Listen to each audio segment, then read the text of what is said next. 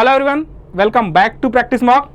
सो guys, आज के इस वीडियो में हम आपसे डिस्कस करने वाले हैं कि DDA JEE 2023 का एक्सपेक्टेड कट ऑफ क्या रहने वाला है। ठीक है दोस्तों, देखो हमने अभी तक कट ऑफ पे वीडियो इसलिए नहीं बनाया था क्योंकि अभी तक क्या था, अभी तक अपने पास रिस्पॉन्स शीट नहीं थे। रिस्पॉन्स शीट नहीं होने की वजह से अपने पास सारे शिफ्ट के सारे क्वेश्चंस अवेलेबल ही नहीं थे।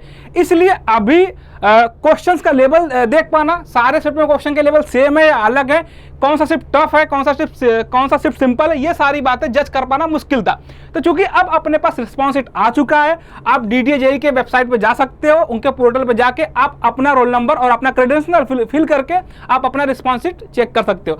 अब रिस्पॉन्स शीट के बाद मेरे पास सारे पेपर है। अब उस बेसिस पे हमने एक एनालिसिस करके अपने ये निकाला कि इस बार का 2023 का एक्सपेक्टेड कट ऑफ क्या होना चाहिए। क्योंकि देखो अब जाके हमको ये पता चल पाया कि जो सारे क्वेश्चन जब अपने पास थे ना, तब जाके हमने ये एनालिसिस कर पाया कि सर पिछले साल का क्या पेपर था, उसका लेवल क्या था, उसमें किस टाइप के क्वेश्चन पूछे गए थे, और इस बार का पेपर का लेवल क्या था। उस बेसिस पे हमने पूरा एक एनालिसिस निकाला है कि पिछले बार अगर आप देखो तो पिछले बार का हमने एक एनालिसिस निकाला, ये जो कट ऑफ था पिछले बार का वो कितना था और इस बार का एक्सपेक्टेड कट ऑफ कितना होना चाहिए on the basis of level of the paper, type of questions.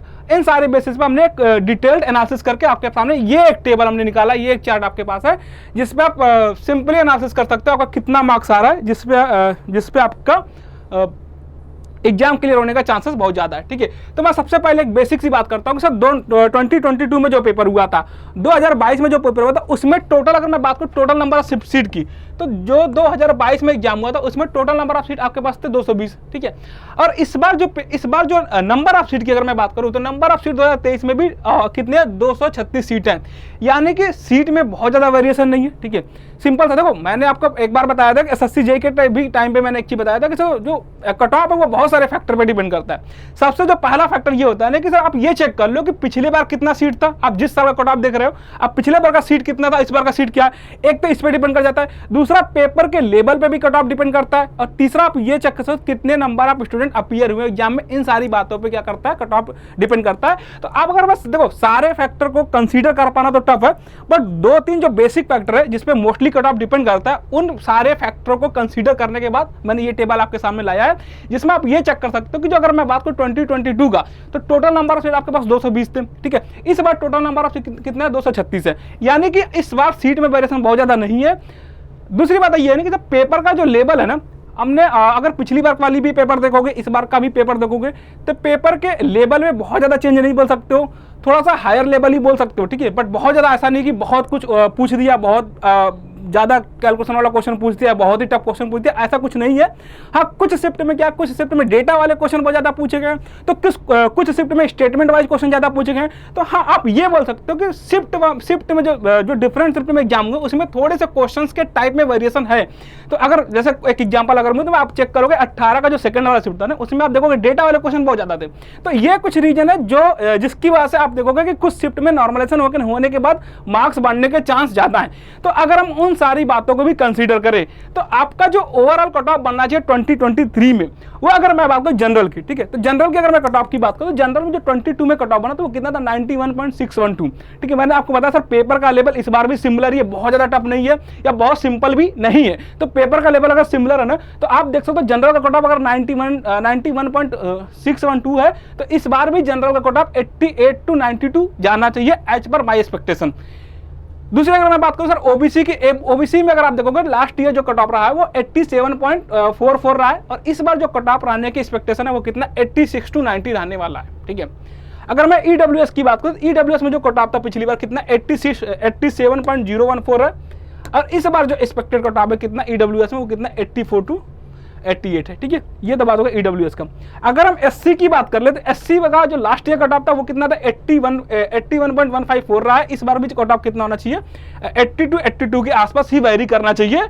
और अगर मैं बात करूं कि सर ST का जो कट ऑफ वो कितना था 82.90 है, इस बार भी कट ऑफ ऐसे कुछ जाएगा, SC और ST का आप ऑलमोस्ट सिमिलर मान सकते हो। तो ये एक मैं बोल सकता हूँ कि अपन जब ने एक बार जब रिस्पॉन्स शीट आने के बाद का ये एनालिसिस है, तो आप इस पे थोड़ा सा भरोसा करा जा सकता है कि इसी के आसपास कट ऑफ जाना चाहिए। देखो अब ये हो सकता है कि इससे थोड़ा सा आप ये भी मान सकते हो, इसमें प्लस माइनस 2 या प्लस माइनस 4 तक मान सकते हो, 2 to 3 मार्क्स मान सकते हो कि ऊपर नीचे भी हो सकता है। ये एक्सपेक्टेड कट ऑफ है इस बार का, ठीक है, 2023 का।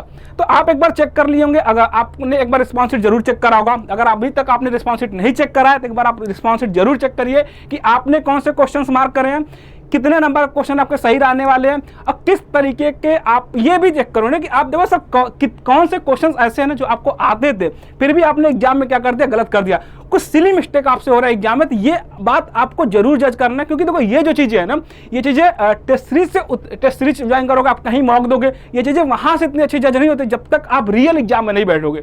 आप एक बार रियल एग्जाम का एनालिसिस आपके लिए बहुत जरूरी है। इसलिए अगर अभी तक आपने DDA JEE का जो रिस्पॉन्स शीट आ चुका है, अगर आपने अभी तक एनालिसिस नहीं करा है तो सबसे पहला काम ये करिए कि आप अपने खुद के पेपर का एनालिसिस जरूर करिए और आप चेक करिए आप किस रेंज में आपका नंबर लाई कर रहे हैं, ठीक है। और अगर आपका पेपर अच्छा गया, आपका जो नंबर आ रहा है वो इस कट ऑफ से ऊपर आ रहा है तो वेल एंड गुड है, आप इस पर जरूर सेलेक्ट हो रहे हो। लेकिन अगर आपका नंबर इस कट ऑफ रेंज से ऊपर नहीं आ रहा है, कम आ रहा है, ठीक है, ज्यादा कम आ रहा है, तो भी आपको निराश होने की जरूरत बिल्कुल नहीं है। क्योंकि देखो अभी अगर मैं बात करूं स्पेशली सिविल की, तो सिविल में बहुत सारे वैकेंसी अभी लगी हुई है। अगर आपने प्रिपेयर करके ढंग से, अगर आपने प्रिपेयर करके एग्जाम दिया है तो आपका वो प्रिपरेशन वेस्ट नहीं जाने वाला है। अभी से तुरंत लग जाओ किसी अगले एग्जाम की तैयारी में, जो एग्जाम आपको लगता है आने वाला है। क्योंकि देखो एग्जाम के जब प्रिपरेशन करते हो ना सर, ये कोई हर एग्जाम के लिए प्रिपरेशन अलग नहीं होता। अगर आप AJ के लिए प्रिपेयर कर रहे हो तो आप किसी भी AJ के लिए हमेशा आप तैयार हो, अगर आपकी तैयारी अच्छी है। अब आप चेक कर सकते हो कि आपके पास यूपी में वैकेंसी आने वाली है, UPSSC आने वाला है, UPPSC यही आने वाला है, झारखंड में वैकेंसी आ चुकी है, अभी महाराष्ट्र में आप वैकेंसी चेक कर सकते हो, तो वैकेंसी आ रही है। तो आपकी जो प्रिपरेशन है, आपने जो मेहनत करा वो कहीं वेस्ट नहीं जाने वाला है। इसलिए अभी भी अगर आपका स्कोर अच्छा नहीं आ रहा है, आपको निराश होने की जरूरत नहीं है, आप अपने अगले तैयारी में लग जाइए अभी से। So thank you everyone.